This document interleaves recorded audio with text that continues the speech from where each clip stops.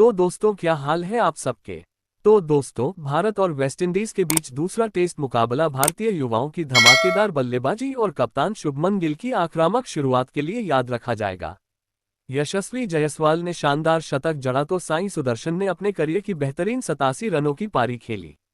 इन दोनों की जोड़ी ने भारतीय पारी को मजबूत बनाया और टीम को शानदार स्थिति में लाके खड़ा किया। मैच की हर छोटी बड़ी बात पर दुनिया के क्रिकेट दिग्गजों ने अपनी प्रतिक्रिया दी, जिनमें Shoaib Akhtar, Irfan Pathan, Chris Gayle, Ricky Ponting और केविन पीटरसन शामिल हैं। आज का दिन भारत की नई पीढ़ी की ताकत और भविष्य का भरोसा जगाने वाला रहा।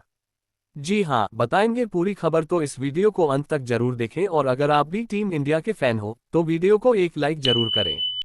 तो दोस्तों, दिल्ली के अरुण जेटली स्टेडियम में भारत और वेस्टइंडीज के बीच दूसरा टेस्ट मैच खेला जा रहा है, जहां कप्तान शुभमन गिल ने टॉस जीता और बिना किसी झिझक के पहले बल्लेबाजी करने का फैसला किया।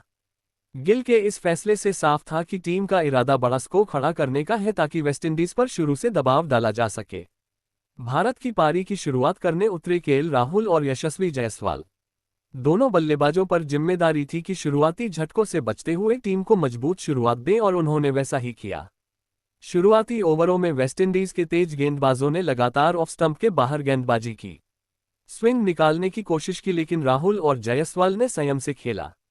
केएल राहुल ने शुरुआत में कुछ बेहतरीन ड्राइव खेले, खासकर कवर्स के बीच उनकी टाइमिंग देखने लायक थी।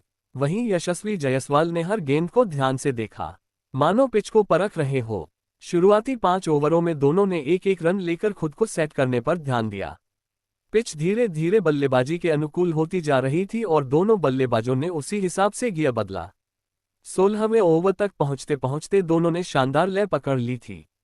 उसी ओवर में 50 रनों की साझेदारी पूरी हुई। अगले ही ओवर में राहुल ने खैरी पियरी की गेंद पर आगे बढ़कर जबरदस्त 6 जड़ा, सीधा लॉन्ग ऑन के ऊपर से। ये शॉट मानो भारत के आत्मविश्वास का प्रतीक था, लेकिन जैसे ही माहौल में जोश बढ़ा, मैच ने करवट ले ली। जोमेल वॉरिकन गेंदबाजी पर आए और उन्होंने आते ही राहुल को चकमा दे दिया।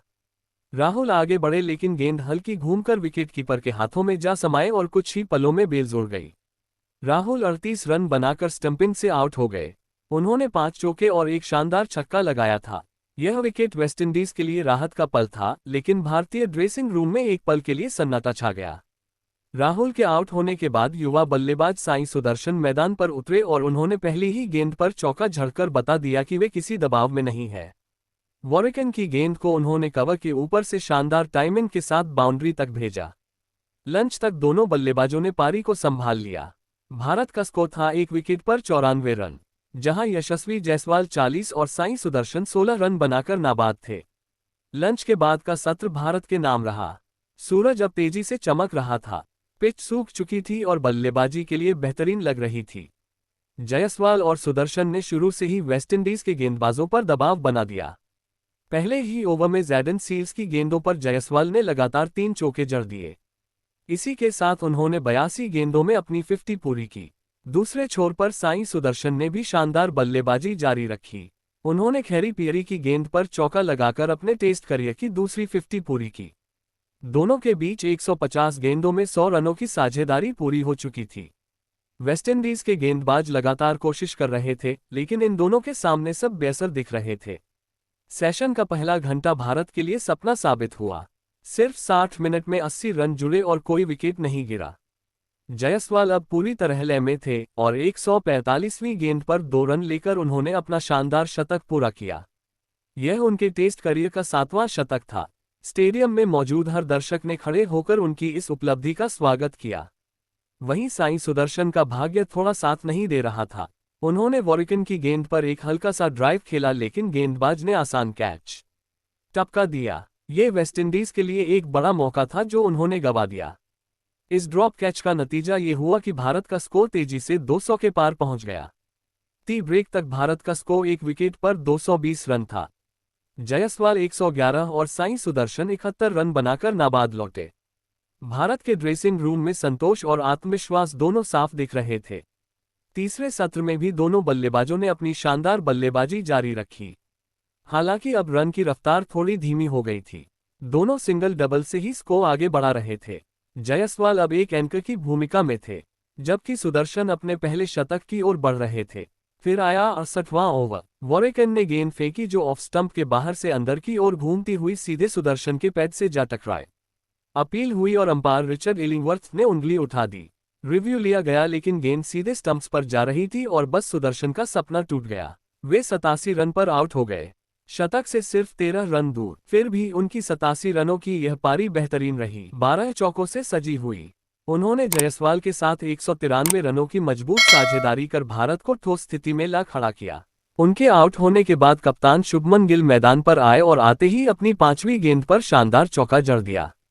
उनकी बॉडी लैंग्वेज साफ थी, वो यहां टिकने नहीं बल्कि रन बनाने आए हैं।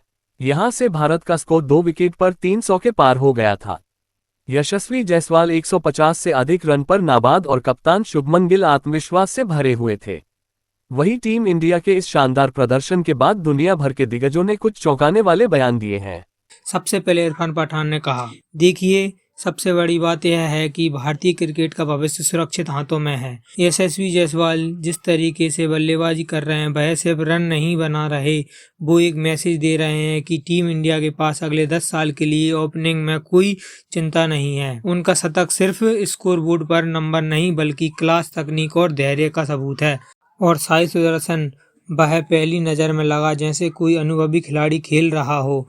87 रन पर आउट होना थोड़ा दुखद रहा, लेकिन उन्होंने जिस तरह की शॉट सिलेक्शन दिखाई वो बताता है कि उनमें टेस्ट क्रिकेट के लिए टेम्परामेंट है। भारत को अब बस इन दोनों को लगातार मौके देने चाहिए। इसके बाद पाकिस्तान के शोएब अख्तर ने कहा, मुझे यशस्वी जायसवाल बहुत पसंद आ रहे हैं। वो जुनून के साथ खेलता है, उसकी बॉडी लैंग्वेज में एक लड़ाई नजर आती है। मुझे उसमें वीरेंद्र सहवाग की झलक दिखती है, लेकिन साथ में थोड़ा लक्ष्मण वाला टच भी है। वो गेंदबाज को पढ़ता है, फिर हमला करता है और सबसे खास बात वो डरता नहीं। जहां तक साई सुदर्शन की बात है, उसकी तकनीक बेहद सॉलिड है।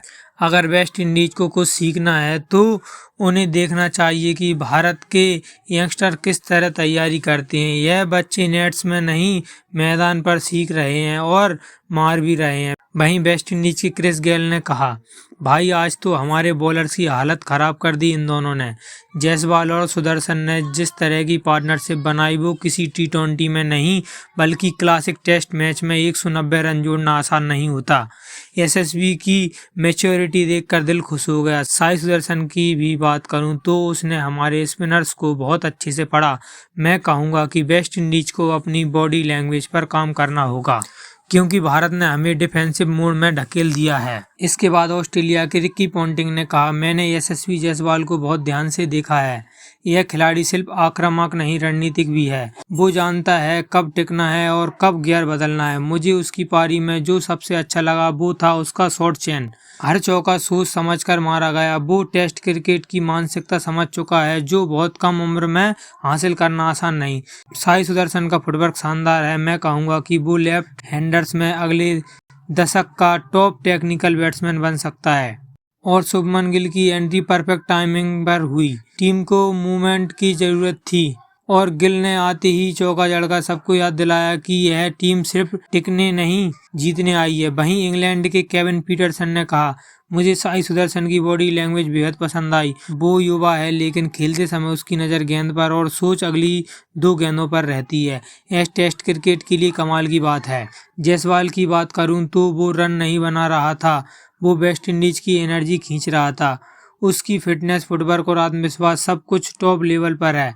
मैंने इंग्लैंड में उसके बारे में सुना था, लेकिन अब देखकर यकीन हो गया कि यह लड़का आने वाले सालों में दुनिया का टॉप ओपनर बन सकता है। और गिल का रोल मुझे बहुत पसंद आया। कप्तान के तौर पर उन्होंने मैच को आक्रामक दिशा दी।